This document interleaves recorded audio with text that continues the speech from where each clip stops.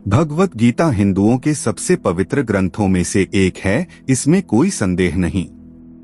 गीता में ज्ञान और विज्ञान कूट कूट कर भरा पड़ा है। आज हम जानेंगे गीता से जुड़ी कुछ बातें जो ज्यादातर लोग जानते ही नहीं। इस वीडियो में हम आपको 8 बातें बताएंगे जो शायद आप में से बहुत कम लोग जानते होंगे। पहले जानते हैं गीता के बारे में कुछ फैक्ट्स जो ज्यादातर लोग जानते हैं। गीता का सबसे हैरान कर देने वाला तथ्य तो यही है, श्री कृष्ण ने गीता ज्ञान अर्जुन को दिया। नमस्कार मित्रों, आप श्री कृष्णा के भगत हैं तो कमेंट में जरूर लिखें जय श्री कृष्णा। ऐसे वीडियो देखने के लिए हमारे चैनल को सब्सक्राइब कर लेना और बेल नोटिफिकेशन को ऑल पर सेलेक्ट कर लेना। श्री कृष्ण भगवान विष्णु के अवतार हैं। भगवान विष्णु एकमात्र भगवान है जिन्होंने आज तक अवतार लिए हैं। श्री कृष्ण ने गीता ज्ञान ठीक युद्ध से पहले युद्ध भूमि में दिया, परंतु गीता को हम लड़ाई का प्रतीक नहीं मानते, ना ही इसमें युद्ध से जुड़ी कोई जानकारी है, बल्कि गीता में तो संपूर्ण मानव जाति का कल्याण और शांति की बात कही है। जहां पर ज्यादातर धार्मिक ग्रंथों में कुछ ऐसा कहा गया है, आप ऐसा करो और ऐसा न करने पर आपको नरक मिलेगा, इसके बिल्कुल उलट गीता में श्री कृष्ण ने कहीं भी नहीं कहा, अर्जुन तुमने मेरी बात ना मानी तो तुम्हारे साथ बुरा होगा या तुम्हें मेरी बात माननी ही होगी। बल्कि गीता में श्री कृष्ण ने अर्जुन को केवल सही मार्गदर्शन दिया और अंतिम निर्णय अर्जुन पर ही छोड़ दिया।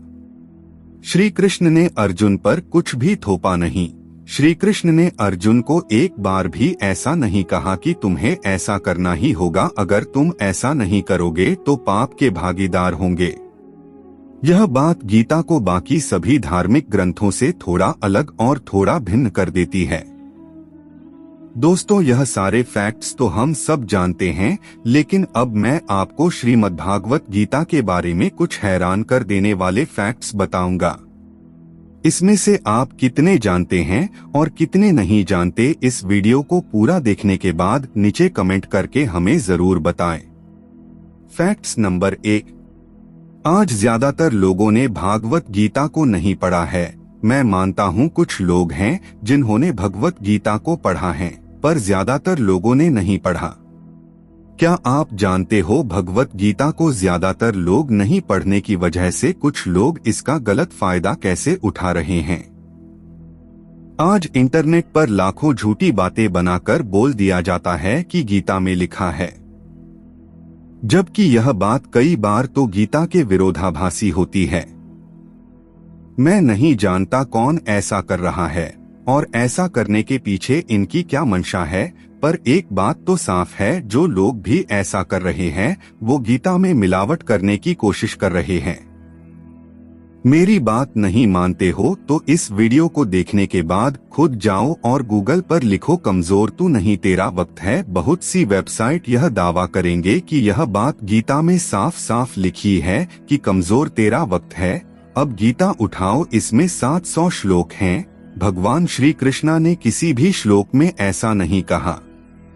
अब यह बात कितनी भयंकर है, कितनी विरोधाभासी है। आप एक बार गीता पढ़ लो और यह भी जान लो कि भगवान श्री कृष्ण ने कभी भी किसी के दोष नहीं निकाले, तो वक्त को कैसे दोष दे सकते हैं।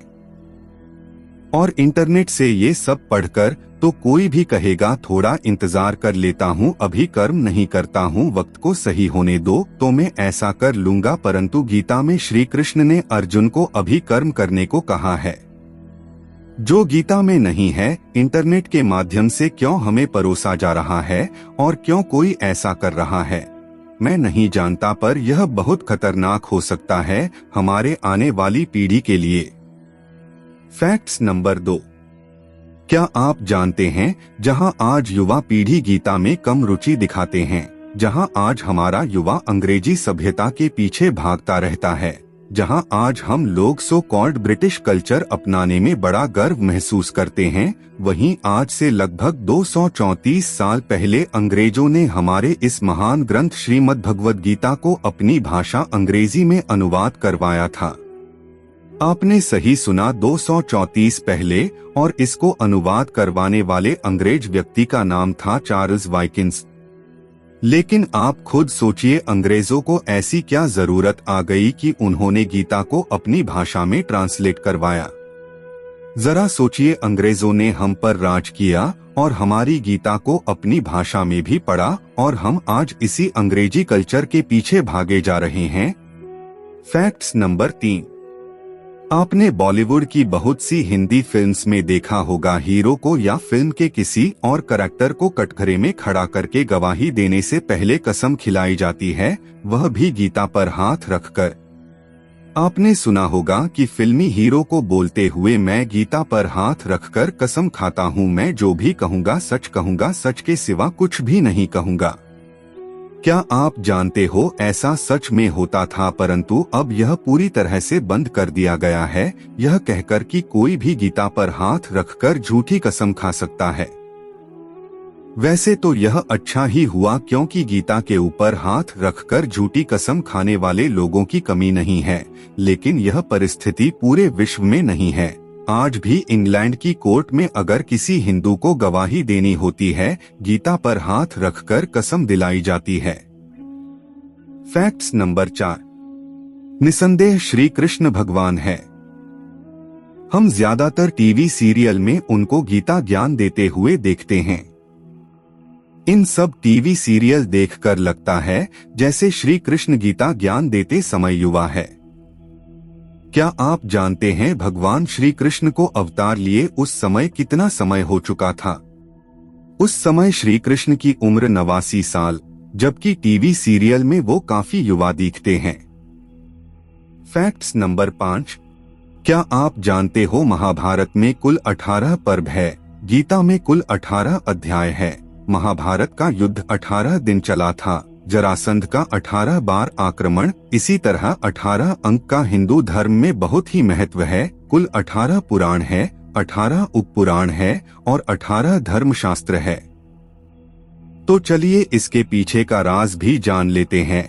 संस्कृत में नंबर 1 रिप्रेजेंट करता है या को और नंबर 8 रिप्रेजेंट करता है जा को, जिसका अर्थ बनता है जाया और इसका मतलब है जित। तो संस्कृत में 18 का अर्थ हुआ जित। महाभारत का ओरिजिनल नाम जो वेदव्यास जी ने दिया था वो था जाया, जिसका वर्णन महाभारत के शुरू में ही मिलता है। लगे हाथों एक और फैक्ट भी जान लीजिए, मैंने वेदव्यास जी का नाम लिया। सब जानते हैं महाभारत वेदव्यास जी ने लिखी थी, पर क्या आप जानते हो वेदव्यास कोई व्यक्ति का नाम नहीं है, यह तो एक पोस्ट है। जैसे स्कूल के प्रिंसिपल होते हैं, वैसे ही वेदव्यास एक पोस्ट है। वेदव्यास उनको कहा जाता है जिनको वेदों का ज्ञान हो। Facts number 6।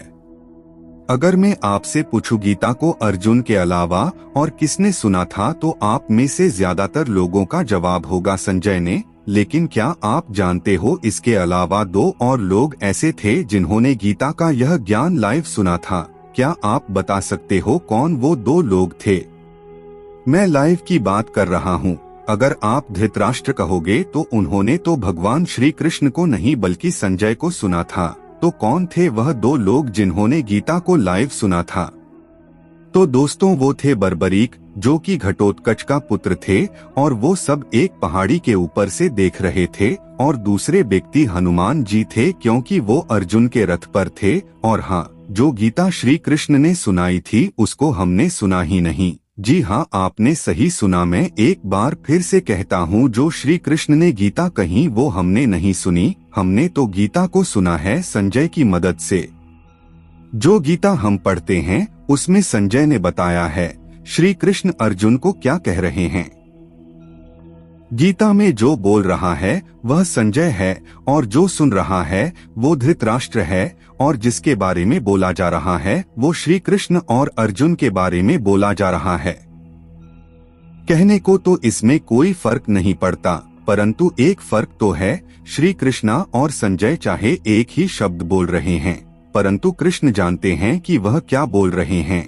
अर्जुन जानना चाहता है श्री कृष्ण क्या बोल रहे हैं, और संजय तो केवल एक ट्रांसमीटर का काम कर रहा है। और सुनने वाले धृतराष्ट्र का गीता में दिलचस्पी बिल्कुल नहीं है, क्योंकि वो तो घबराए हुए हैं कि युद्ध में उनके पुत्रों का क्या होगा। इसलिए धृतराष्ट्र पूरी गीता के दौरान वो चुप ही रहते हैं। Facts number 7। भगवान श्री कृष्ण ने गीता को रविवार यानी संडे के दिन सुनाया था। जिस दिन गीता सुनाई गई थी उस दिन एकादशी थी। भगवान श्री कृष्ण ने गीता को लगभग 45 मिनट में सुनाया था। Facts number 8। हमारे देश के प्रधानमंत्री भी गीता को बहुत मानते हैं।